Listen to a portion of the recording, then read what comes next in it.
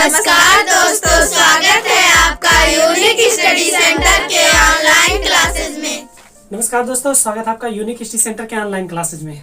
आप जानते हैं जैसा कि ये आपकी चल रही है कक्षा 10 की मैथ की क्लास आज से शुरू होने वाली। आज सबसे पहला क्लास है दोस्तों। आपका क्लास लाने में इतना लेट क्यों हुआ? बहुत लोग बच्चे मैसेज कर रहे थे कि क्यों लेट हो गया सर, अभी तक वीडियो आ जाना चाहिए था पूरा। तो दोस्तों बता दें कि आपका सिलेबस जो है सिलेबस ये बदलने वाला था, इसीलिए वीडियो हमने बनाना रोक दिया था। सिर्फ एक ही वीडियो बनाया था, ठीक ना, क्योंकि सिलेबस बदल जाता तो वीडियो का कोई फायदा नहीं होता इसलिए। लेकिन अब आपका नया सिलेबस रिलीज हो चुका है, तो नए सिलेबस के अकॉर्डिंग इसमें हम पूरा पढ़ाएंगे आपको एक एक चीज। अगर आप कुछ भी नहीं जानते हैं मैथ में, सिर्फ जोड़ घटाव गुणा भाग, आपको इतनी चीजें आती हैं, तो आप हमारे चैनल से जुड़ जाइए। आपको मैथ में एकदम राप्टिक मैथ आने लगेगा। राप्टिक मतलब रापचिक, बिहार साइड में बोला जाता है रापचिक, तो उस टाइप का मैथ आने लगेगा, अच्छा खासा मैथ आने लगेगा। तो दोस्तों देखिए, सबसे पहला जो चैप्टर है वो आपका वास्तविक संख्या। और एक चीज ध्यान दीजिए, इसको रियल नंबर बोलते हैं वास्तविक संख्या को। वास्तविक संख्या आपका पहले तो बहुत लेंदी था, लेकिन अब सिर्फ इसमें दो ही अभ्यास बचे हैं, ठीक है ना। प्रश्नावली जैसे है, प्रश्नावली 1.1 है और प्रश्नावली 1.2 है। सिर्फ दो ही प्रश्नावली बची है, और पहले वाले में थोड़ा ज्यादा प्रश्नावली था, 4 था या 5 था। तो चलिए सबसे पहला वाला देखिए। सबसे पहला जो क्वेश्चन कह रहा है, क्वेश्चन दोस्तों अगर आप देखेंगे, आपके पास बुक नहीं है नया वाला और आपको सिलेबस नहीं पता है, तो सबसे पहले आप हाई स्कूल बोर्ड का पेपर देने वाले हैं, तो आपको सबसे पहले सिलेबस पता होना चाहिए। तो सिलेबस अगर आपके पास नहीं है तो यहाँ व्हाट्सएप नंबर चल रहा है, इस व्हाट्सएप नंबर पे आप मैसेज करिए सर सिलेबस चाहिए। अगर नहीं हो सकता तो आप टेलीग्राम नंबर पे, यहाँ डिस्क्रिप्शन में जाएंगे, वहाँ टेलीग्राम होगा, टेलीग्राम में जाइए। टेलीग्राम में जाने के बाद आपको जिस भी सब्जेक्ट का सिलेबस चाहिए आपको वहाँ टेलीग्राम ग्रुप में मिल जाएगा, ठीक ना। कुछ भी नहीं करना, टेलीग्राम पे आपको सिर्फ और सिर्फ टाइप करना है यूनिक स्टडी सेंटर। बस आप यूनिक स्टडी सेंटर डालेंगे, जैसे ही ओके करेंगे सीधे हमारे ग्रुप में आ जाएंगे टेलीग्राम वाले, ठीक है ना। तो दोस्तों ज्यादा लॉन्ग लपेट नहीं करते, लंबा तक नहीं बढ़ाते, ठीक ना, आसानी समझते हैं। देखिए, अभाज्य गुणनखंड करना है। सबसे पहला क्वेश्चन है, निम्नलिखित संख्याओं को अभाज्य गुणनखंड के गुणनफल के रूप में व्यक्त कीजिए। देखिए दोस्तों, जो नया बुक है वो पूरा नया बुक हमने क्या किया, यहाँ पे डाउनलोड कर लिया है आप लोगों के लिए। देखिए पूरा नया बुक एकदम मतलब 2023-24 के लिए जो है वो नया बुक हमने यहाँ पे डाउनलोड कर लिया पूरा। तो प्रश्नावली 1.1 में निम्नलिखित संख्याओं के अभाज्य गुणनखंडों के गुणनफल के रूप में व्यक्त कीजिए, ठीक है ना। तो अभाज्य गुणनखंडों के गुणनफल के रूप में हम क्या करते हैं, व्यक्त करते हैं। तो देखिए दोस्तों, अगर आप ना वीडियो पे नए आए हैं तो वीडियो को तुरंत लाइक अभी मत करिएगा, ठीक है ना, लेकिन चैनल को सब्सक्राइब कर लीजिएगा। वीडियो को तभी लाइक करिएगा जब आपको खूब आसानी से ये चीजें समझ में आने लगेंगी, ठीक है ना। चलिए, तो सबसे पहला जो क्वेश्चन है, कह रहा है निम्नलिखित संख्याओं को अभाज्य गुणनखंडों के गुणनफल के रूप में व्यक्त कीजिए। निम्नलिखित संख्याओं को अभाज्य गुणनखंडों के गुणनफल के रूप में व्यक्त कीजिए। दोस्तों तो सबसे पहले जब इसको हम हल करेंगे, अभाज्य गुणनखंड आप कक्षा 4 से पढ़ते आ रहे हैं, लासा मासा। तो लासा मासा में आप जो विधि का प्रयोग करते हैं उसी विधि का प्रयोग इसमें भी करना है। मतलब 4 में आप पढ़नी है, 5, 6, 7, 8, 9 इतने में आप लगातार पढ़ते आ रहे हैं, फिर आप 10 में आए। तो आइए सबसे पहले देखते हैं 140 का अभाज्य गुणनखंड। अंग्रेजी में बोलते हैं प्राइम फैक्टराइजेशन। प्राइम फैक्टराइजेशन, अभाज्य, प्राइम मतलब ये होता है अभाज्य, ठीक है ना। तो सबसे पहले 140 का करते हैं। तो 140 लिखते हैं इस तरीके से, जैसे लासा निकाला जाता था ना, ऐसे लिखते हैं। फिर देखिए, अब दोस्तों इसमें देखेंगे सबसे पहले कटेगा किससे। अब कटेगा किससे ये तो नहीं मालूम है, तो ये नहीं मालूम है तो कोई दिक्कत नहीं, हम आपको बताते हैं।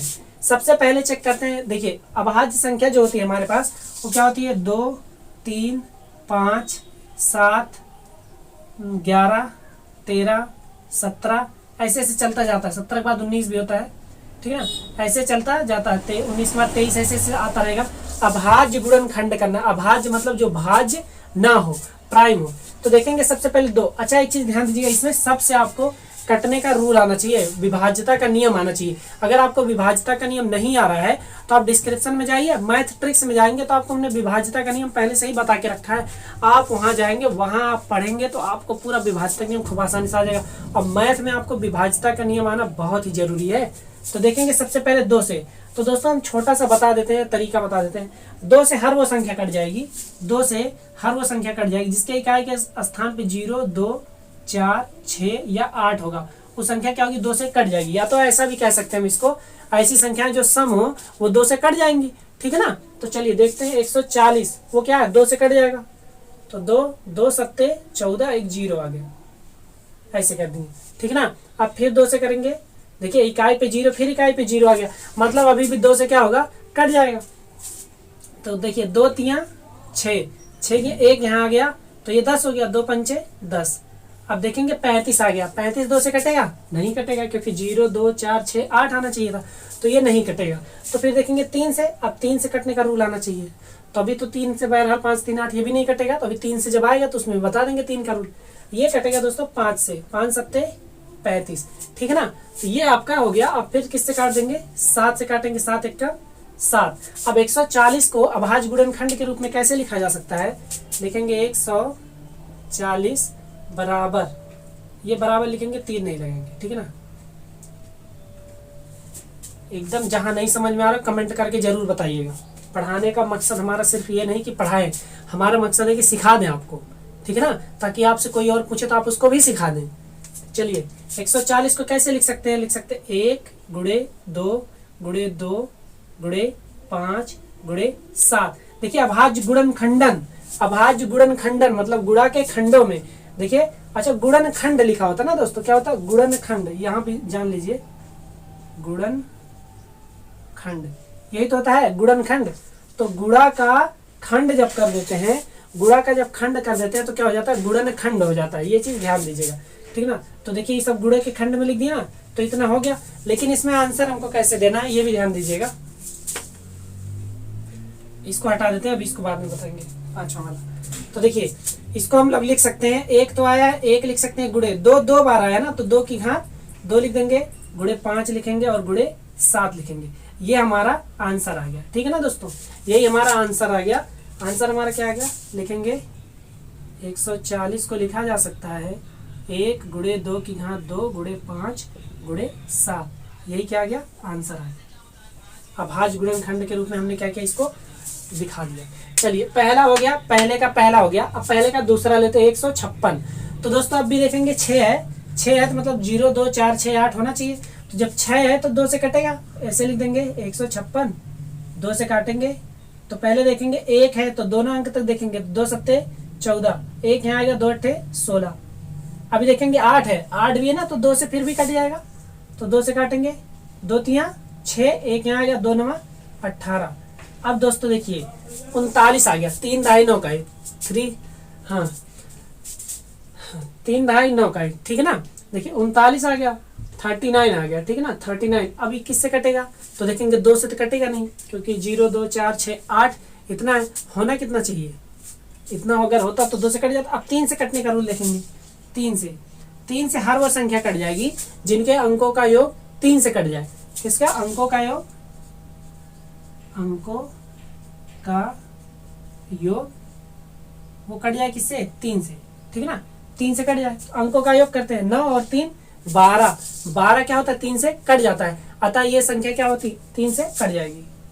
3 एक कम 3, 3 त्रिका 9। अब दोस्तों 13 तो सिर्फ 13 से ही कटेगा, अभाज्य गुणनखंड है, तो लिख देंगे 13 एक का 13। मतलब इसको लिखा कैसे जा सकता है? 156 को लिखा जा सकता है। देखिए एक लिखने की जरूरत नहीं दोस्तों, एक जो है, एक को हम लोग भगवान मानते हैं और भगवान सबके साथ होता है, ठीक है ना। जहां जरूरत पड़ेगी वहां हम इसको बताएंगे कैसे आएगा। बाकी लिखते हैं इसको 2 गुणे 2 गुणे 3 गुणे 13। तो अभाज्य गुणनखंडन के रूप में व्यक्त करना है, तो 2 2 बार आया है, तो 2 की घात 2। ये आप दोस्तों 6 में पढ़ चुके हैं, 5 में भी आपको बताया गया। तो ये आंसर आ गया हमारा 2 की घात 2 गुणे 3 गुणे 13, ठीक है ना। तो ये हमारा क्या हो गया? आंसर हो गया। अभाज्य गुणनखंड के रूप में इसको हमने दिखा दिया। तो ये हो गया आपका दूसरा वाला। अब देखते हैं आपका तीसरा वाला। तीसरा कितना लिखा? 38 25। कितना है दोस्तों? 38 25। तो लिखते हैं यहाँ पे 38 25। अब देखिए पहले तो देखेंगे हम लोग 2 से कटेगा, 2 से नहीं कटेगा, क्योंकि 2 से कटने में 0 2 4 6 8 इतना आना चाहिए। तो देखेंगे 3 से कटेगा। अब 3 से कटने में अंकों का योग बटे 3, अगर अंकों का योग 3 से कट जाएगा तो 3 से कट जाएगा। देखते हैं, देखिए 5 2 7 8 7 15, 15 में 3 जोड़ देंगे 18 आ जाएगा, और 18 3 से कटता है दोस्तों, कटता है ना। तो चलिए 3 से काटते हैं, 3 से ये कट जाएगा, 3 एक कम 3, 3 दूना 6, तो 2 यहाँ आएगा 22 हो जाएगा, 3 सते 21, 1 यहाँ आ जाएगा, 3 पचे 15।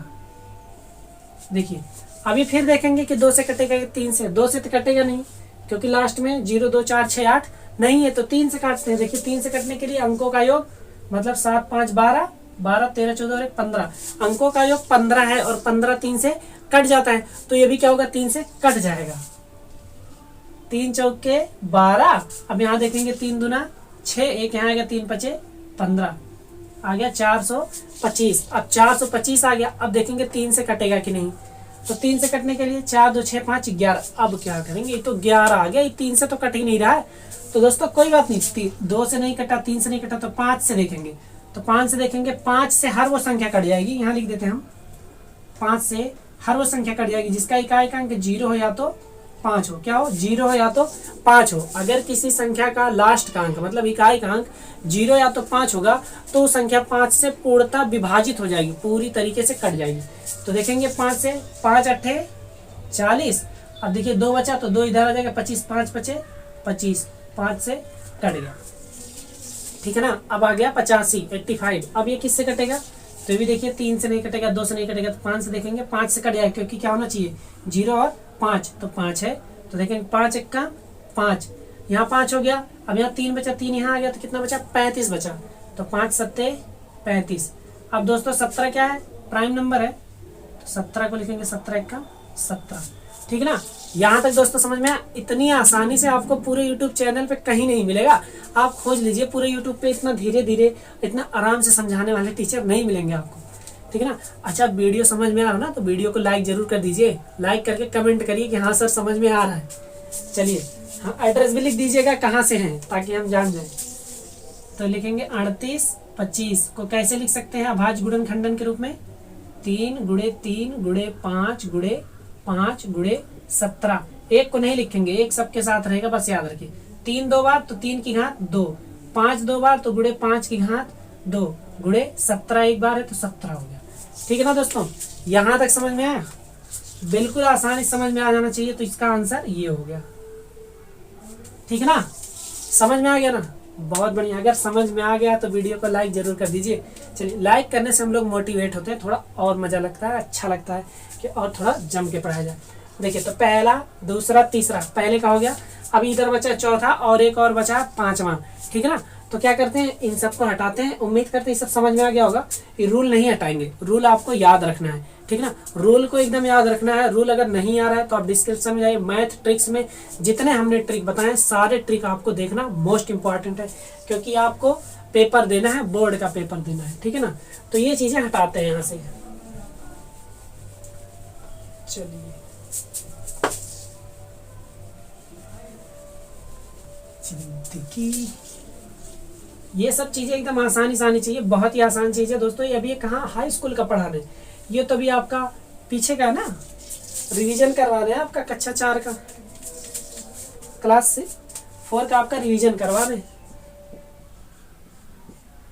ठेका ले रखा है ना हमने आपका रिवीजन कराने का। तो इतना है 5005 और 5वां वाला जो है वो है 74 29, यही है ना दोस्तों, मिला लीजिए, इतना ही है। तो चलिए 5005 कितना है, 5005।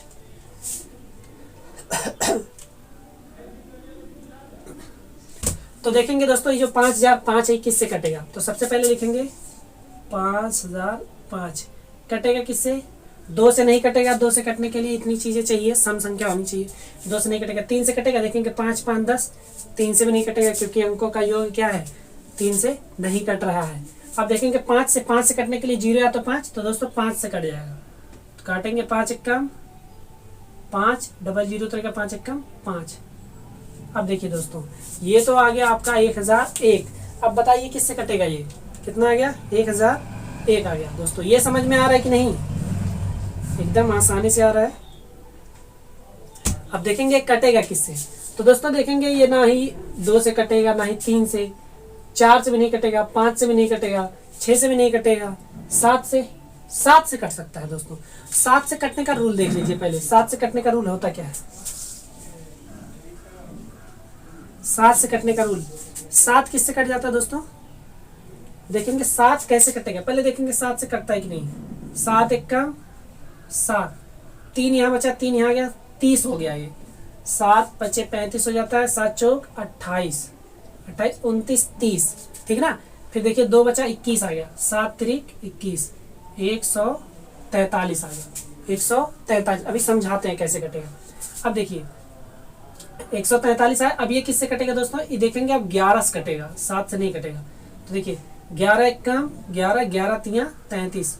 अब देखेंगे 13 से कटेगा, 13 एक कम 13, ठीक ना, ये पूरा पूरा कट गया। तो 7 से कटने का जो रूल होता है वो होता है कोई भी संख्या हो उसके इकाई के अंक का डबल करते हैं तथा बची हुई संख्या में से घटाते हैं। तो जैसे यही वाला था हमारा, तो लिखते हैं 1001।